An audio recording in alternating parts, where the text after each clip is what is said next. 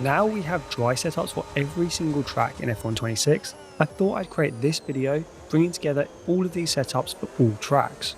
Warning, this is going to be a much longer video, but I have included timestamps in the description so you can easily jump about and find the track you're looking for. These setups are all designed for races, created using a wheel, and will give you a setup that's much better than baseline, allowing you to tweak it to your liking. If you do want true esports setups ready to go, as well as a whole heap of optimal strategies for every single track, do go ahead and check out our pro setups for F126, featuring real esports setups created by Williams driver Istvan Pukki, as well as the fastest strategies created by our engineer Carson. I'll leave a link in the description below. But first up we have Australia, so let's jump right into the first setup. For the aero, I've gone pretty extreme with 42 and 12. This year's cars understeer heavily, especially at higher speeds, so a large wing gap is going to be the norm this year. Rear stability is pretty good around Australia, so we don't need to worry too much about the low rear wing, and the straight line mode will mitigate the high front wing, so it isn't limiting our top speed. With the transmission, we've gone 85 and 30. The high on throttle will give a push out of corners, but keeping it away from 100% will help with a little bit more traction.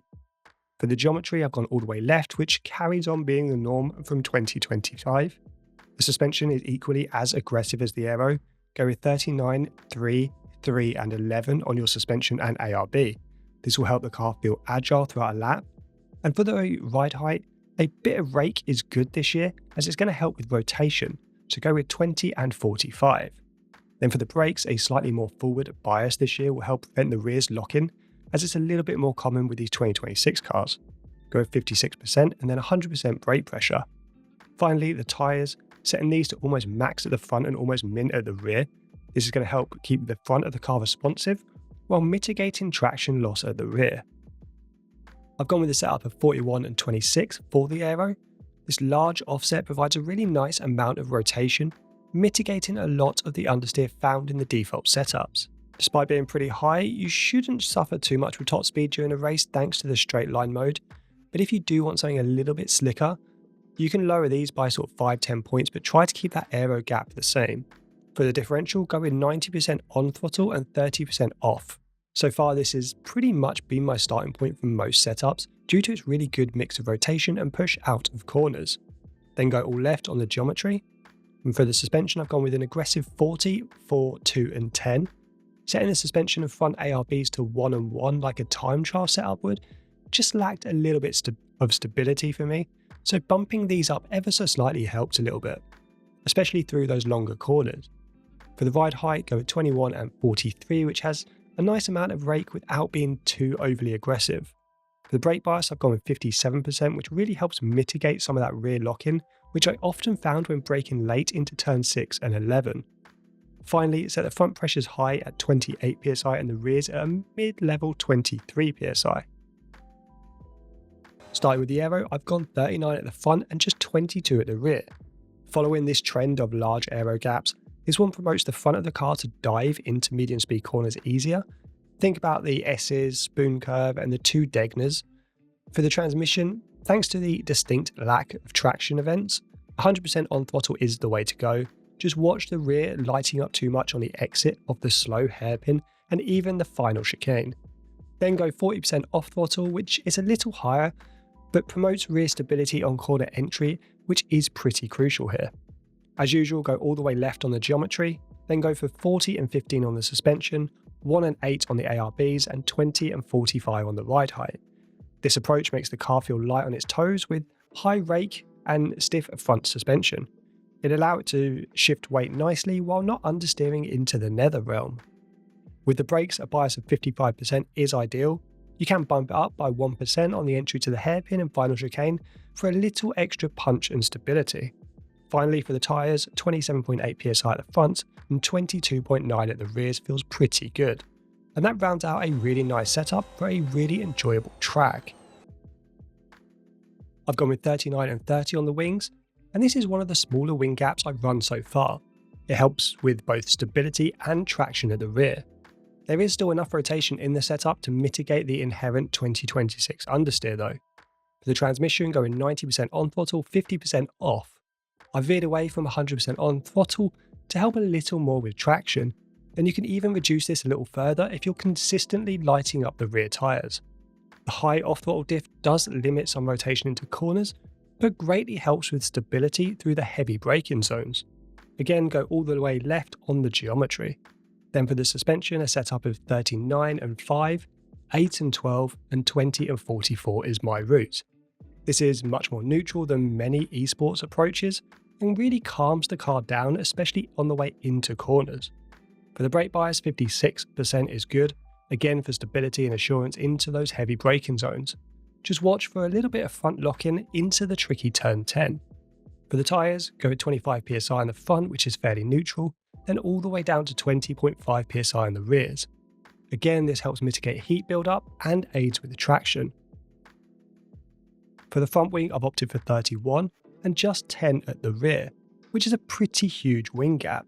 However, the constant direction changes through the first and middle sectors require a car that's very pointy at the front, and this is the exact approach I've gone down. For the differential, I've opted for 85% on throttle. It's close to 100%, but with a little held back to keep the rear of the car in check. Then go 30% off throttle, which further assists some nice rotation into slower and medium speed turns. As usual, go all the way left on all geometry options. Then go 36 and 5 on the suspension, 3 and 11 on the anti-roll bars, and 20 and 46 on the ride height. This approach keeps the car nice and planted through all of those direction changes. Now I've gone with a brake bias of 56%, which helps avoid any rear locking and snaps on corner entry. Then tyres that are high at the front with 27.8 psi and much lower at the rear at just 21.6. The high fronts keep the car feeling light and agile, while the lower rears help mitigate some of that traction loss. I've embraced this with an aero setup of 19 and 6. This is pretty extremely low downforce, with a big emphasis on the front once again. Through that first twisty section and in that slow back and forth chicane sector, you're going to need much more front grip than rear. Then set the on-throttle diff at 85%. This is a good trade-off in both push through the mid-speed corners and not being too aggressive with those traction levels in the slower, higher traction zones. Then go with an off diff of 40%, which will help keep the rear of the car in check through the big braking zones. We can sacrifice a little bit of rotation here with this higher off diff setup, thanks to our large front wing offset. As always, go full left on all geometry. Then for the suspension, go with 40 and 10, 1 and 12 on your ARBs, and this creates a car which is willing to turn and rotate while remaining steady where we need it. Then opt for a mid to high ride height of 21 and 46, maintaining that higher rake 2026 approach. For the brakes, a high 57% bias is my choice. It really stabilizes the rear of the car a little bit more on corner entry, as it does have a tendency to snap away under those heavy braking zones. Then for the tyre pressures, I've chosen 26.5 psi on the fronts and a super low 20.5 on the rears to really help as much as possible with rear traction. Starting with the aero setup, I've gone with 42 and 37. This is a much smaller wing gap than at some of the other tracks, and this is partially due to the importance of rear stability in aero around this circuit. Thanks to the new regs, the high wings won't limit your top speed too much down that back straight. For the transmission, I've gone 90 on throttle, 35 off throttle. The high on throttle gives us a good push out of the fast chicanes, but I've kept it away from 100 as rear traction is important at some of the corners. You can increase this up to 100% through some of those faster and medium speed corners in the middle of the lap. Set the geometry all left as usual, then set the suspension to 38 and 10, the ARBs to 2 and 14, and the ride height to 20 and 45. This is pretty similar to some of my previous setups and just gives a nice stable ride with some pretty good rotation. With the brakes, set the pressure to 100% and the bias to 56%. You're always going to need slightly higher brake bias than you did in F1 25 due to the rear locking that's in this year's cars. Finally, set your pressures to 26 at the front and then as low as they go at the rear. This provides the sweet spot combination of good traction and responsiveness. And that starts with the aero being maxed out front and rear. There really is very little benefit to lowering the aero, so set both to 50. With the transmission, I've lowered the on throttle to 75% to promote traction and set the off throttle to 35%. For a little bit more rotation and oomph, you can increase the on throttle through the first sector and into some of the faster turns such as the swimming pool. Set the geometry to all left like we have on every setup so far. Then with the suspension go 35 and 5, 1 and 5, and a higher than normal ride height of 24 and 50. This all just promotes a soft car that is really capable of riding the bumps, which is crucial for stability and consistency during a race at Monaco.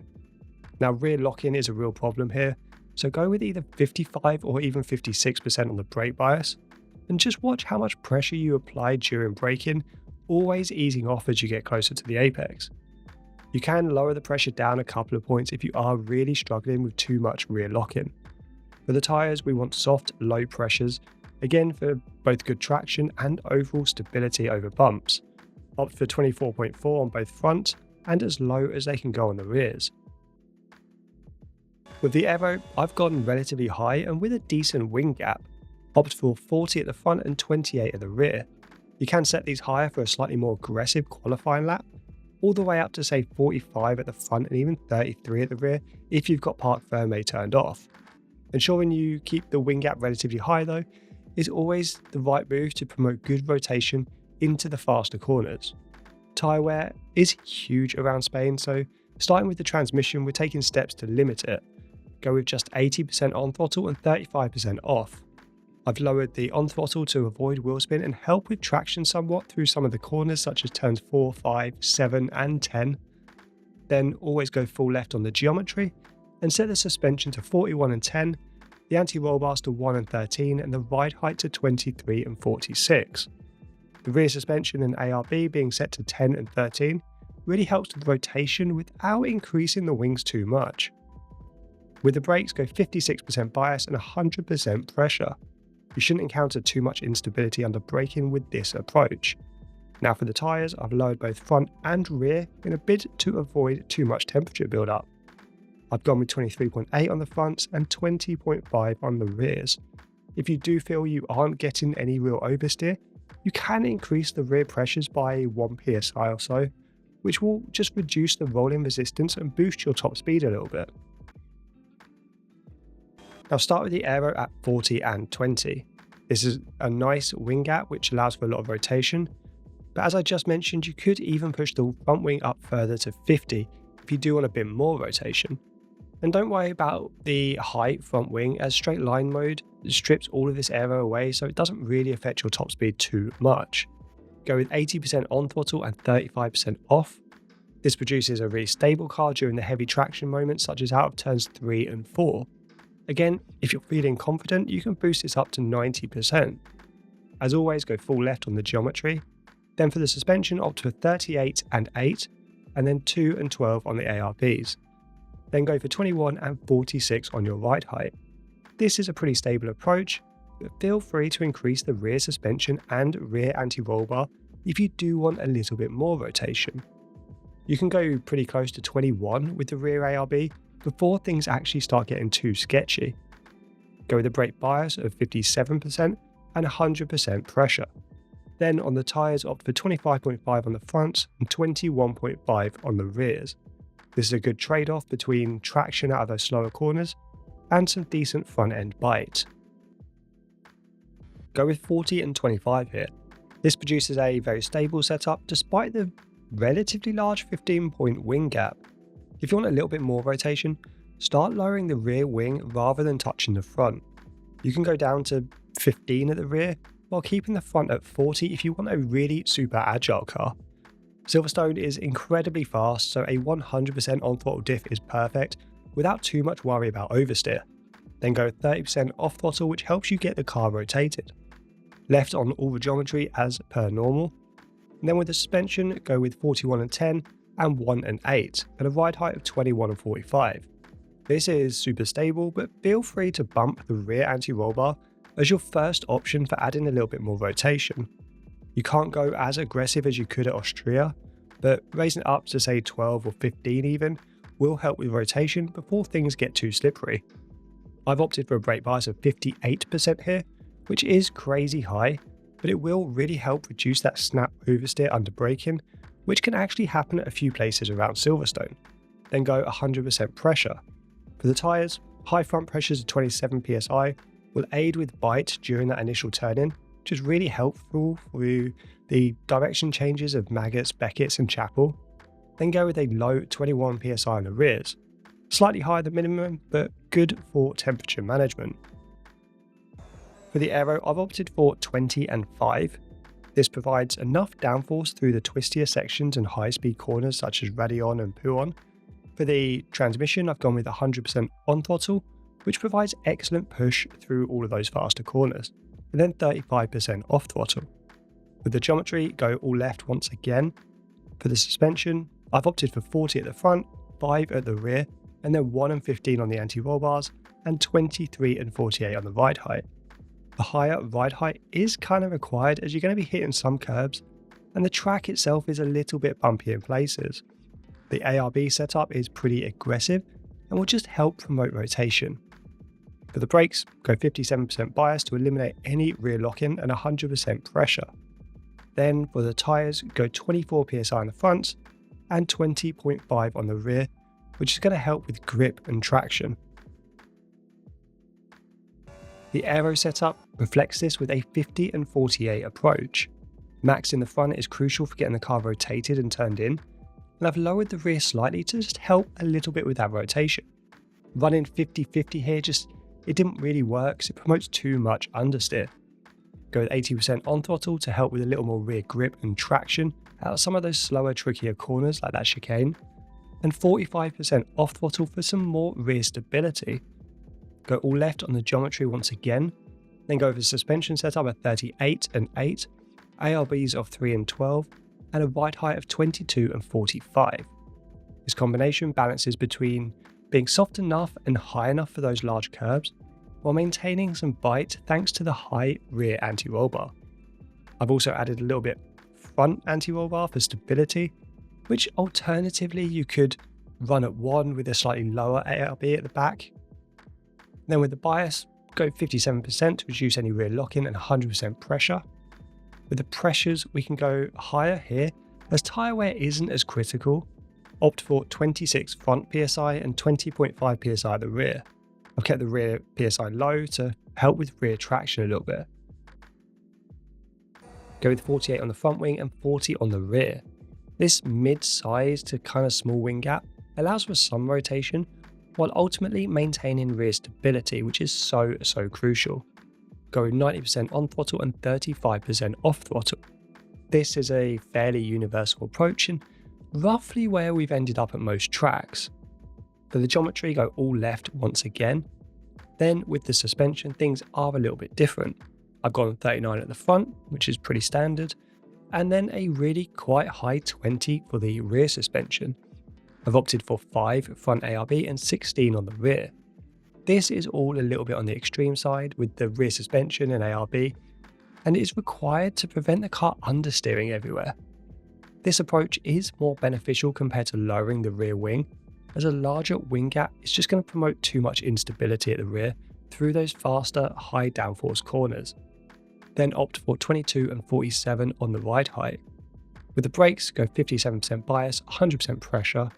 Then for the tyres, we want minimum on the rears to really help with rear grip and traction, then set the front relatively low at 24 psi. You're going to be surprised to see an aero setup with a front wing set to 18. This really goes against our approach from previous years of running 0-0 wings, and this is because the straight line mode, which is active pretty much everywhere at Monza, strips most of this drag away. Then go with a rear wing of 4, and this balances the front rear nicely, providing excellent rotation, as well as a little bit of rear downforce when it's needed. For the differential, I've opted for an on throttle of 80%. This is due to many of the corners being big traction events, so a lower on throttle helps a little bit with more rear grip. But I would recommend increasing this up to 100% for corners like Ascari and Parabolica. Then go with 40% on the off throttle. Set the geometry to all left like normal. Then go over a suspension setup of 40 and 4. ARBs of 1 and 10, and a ride height of 23 and 47. This isn't too aggressive as a lot of rotation is already handled by the aero, but this just ensures stability at speed during corners like the Lesmos and other faster turns. Braking is critical at Monza. Set the bias to 57% or even 58% if you experience any rear locking, and the pressure as always to 100%. For the tyres, Monza's a track where getting temperature into the tyres can actually be a bit hard due to all of the long straights. For this reason, and for a little bit of extra bite, set the front pressures to maximum and the rears at a fairly high 25 psi.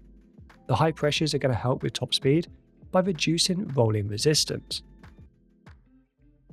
Let's start with the aero, and I've gone for 50 front wing and 35 rear. This is pretty high, but this track has a ton of high downforce zones and corners.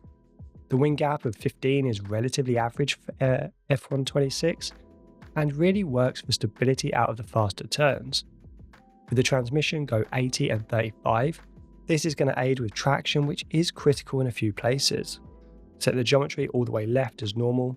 Then with the suspension, I've gone for 38 and 3 and 1 and 7 on the ARBs. Then a ride height of 22 and 46 work really nicely. ARB and suspension setup is a little bit lower than many tracks, and this kind of really helps with stability rather than tailoring towards a ton of rotation and oversteer. With the brakes, a 57% bias is good for preventing lockups and 100% pressure. Then for the tyres, I've set the fronts high at 27 for good responsiveness, and the rears at their minimum of 20.5 psi. This will really let the car turn nicely, as well as have an excellent grip out of those slower turns. Aero setup somewhere in the middle, with 33 at the front and 11 at the rear. This is a kind of mid-range aero setup that works well throughout the entire lap. Set your on-throttle diff to 80%. Some of the slower corners are pretty tough on traction, so this just helps with a little bit more rear traction and grip. Then go 35% off throttle. With the geometry left on everything again, then set the suspension a little bit lower than normal at the front with 35 and then 5 at the rear. This is a pretty soft approach to manage some of the bumps that this street track can throw at you. Then set your ARBs to 4 and 6, again focusing heavily on stability with a ride height of 24 and 46. Then for your brake bias, go 57% to reduce rear locking and 100% pressure. Finally, set your tyre pressures to 24.2 at the front and as low as they'll go at the rear to help with rear traction once again. Go with 50 on the front wing and 42 on the rear. This allows for some rotation while not being too extreme that you're going to encounter too much oversteer. Then set the differential to 80% on throttle and 35% off throttle. This allows for some extra rear traction at slower speeds with good slow speed rotation. If you are struggling with a little bit of oversteer on exit, you can lower the on throttle down to 70%. Go all left once again on the geometry. Then for the suspension, opt for 34 and 4, 4 and 10 on the anti-roll bars and a ride height of 22 and 47. This combination will allow for a slightly softer approach so the car feels smooth rather than aggressive, while prioritising overall stability. Set your brakes to 57% bias and 100% pressure, although you could lower the pressure slightly to say 98% if you are struggling under braking with any lock-in front or rear. With the tyres, overheating can rear its head, so we're going to lower the pressures a bit. Set the fronts to 23.5 psi and the rears at their lowest setting for the best traction. Go with 46 and 34 in the aero. Now this is pretty extremely high for this track, but the straight line mode down that back straight does a lot of heavy lifting with the top speed. Now I've gone with 80% on throttle to help with traction out of that tricky final sector and slower corners like turn 1. You can increase this manually mid-race all the way up to 100% through the faster S's section, and then reduce it back down before you get to turn 11. Then choose 35% off throttle. Set the geometry all the way left again. And with the suspension, I've gone 38 and 3 and 1 and 4 on the ARBs. Then you can set your ride height low at 20 and 46.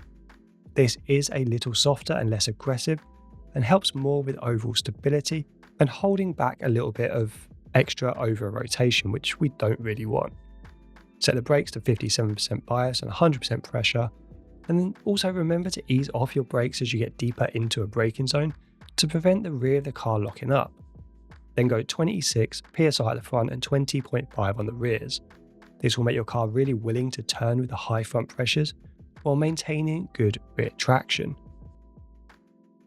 Go 48 front wing and 44 rear. Thanks to the straight line mode, we can strip a lot of this drag, but the high wings really helps through those twistier sections. With the differential, set your on throttle to 90 and off throttle to 45.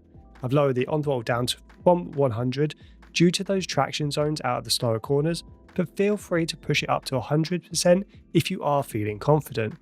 Go all the way left on the geometry once again, then set your suspension to 37 and 4, then go with 1 and 9 on the anti-roll bars and 21 and 47 on the ride height. This will create a car that is compliant while also nimble through that middle sector. Set your brakes to 57% bias, 100% pressure, and just remember to release the brake as you go further into each braking zone to avoid locking up. Then set your tyre pressures to 25 psi on the front and minimum on the rear. This targets decent responsiveness at the front of the car with great traction at the rear. Much like Mexico though, it's a track where high downforce is crucial, and I've gone in that direction with wings of 48 and 28. Now, this is a pretty extreme wing gap, however we can get away with it round Interlagos as it's a circuit where understeer can be prevalent. Then go with a diff setup of 80 and 35. This will help keep the rear of the car in check through slippery corners such as 8, 10 and 12, where a good exit is critical and hard to nail. Set your geometry all left once again, then opt for a suspension of 38 and 1, anti-roll bars of 1 and 2, which will really help keep the rear of the car stable, and then I've gone with a ride height of 23 and 46 to ensure the car stays above the curbs and also doesn't drag down that long pitch straight. Set your brake bias to 56% and your pressure to 100%, and round out the setup with high front tyre pressures of 28 psi and super low rear pressures of just 21 psi. Due to those super long straights, opt for a lower wing setup of just 24 and 5.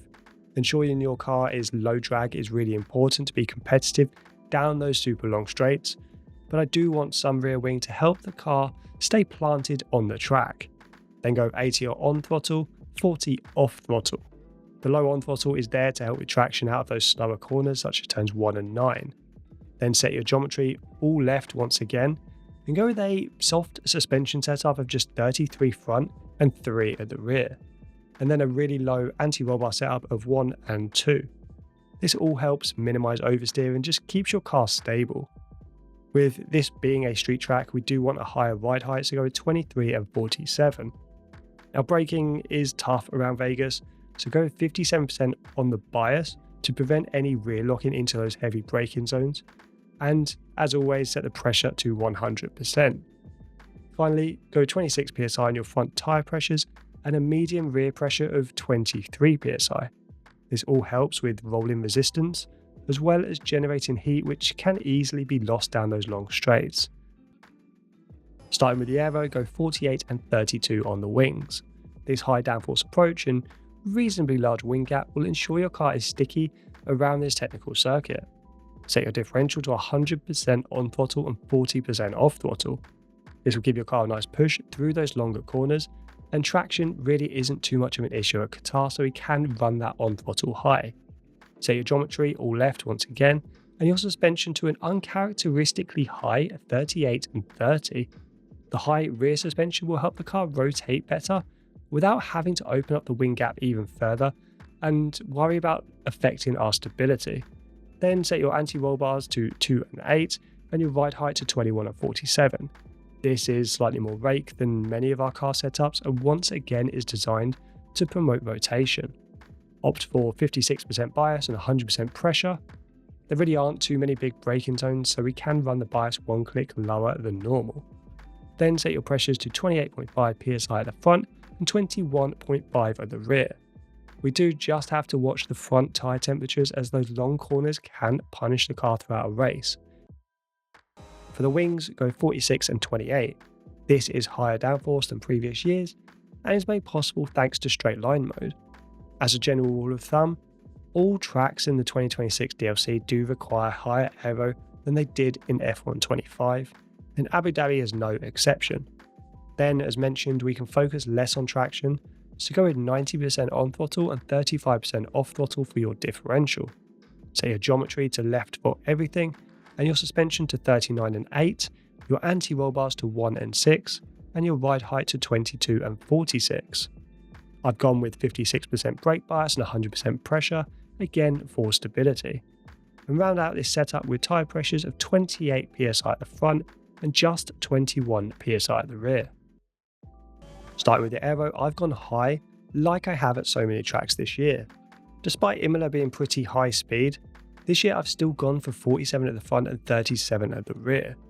Then I've gone 90 on throttle, but you can push this to 100% through that first sector. Then set your off throttle to 30%. For the geometry, like pretty much every setup in F1 26, set everything all the way to the left. Then go with 38 and 4 on the suspension, 1 and 8 on the anti-roll bars, and 22 and 49 on the ride height, which is pretty high. There are a lot of curbs that you're going to be attacking, so that higher ride height is just going to manage those while in full attack mode. For the brake bias, go 57% and 100% on your pressure. This is pretty much a favourite setup of mine on the brakes, just to eliminate rear locking as much as we can. Then round out this setup, go with 26 psi on the front tyres and 21 on the rears. And that concludes our F1 26 dry setups for every single track. You'll probably have seen a general trend forming across these setups with higher wings and the common approach of high front, low rear suspension. And one big change from F1 25 is the brake setup, where a much more front focused bias is important, as rear locking is a big problem this year. Running this general approach at most tracks is going to serve you well enough, although there are some tracks that do stand out with a slightly unique setup approach, such as Qatar. Now hopefully you guys have been enjoying these setups, and from the comments it does seem that way. Please keep letting me know what you think of each setup this year and how you've changed it or tweaked it for your own races. But for now guys, stay safe, stay sexy, and I'll see you on track.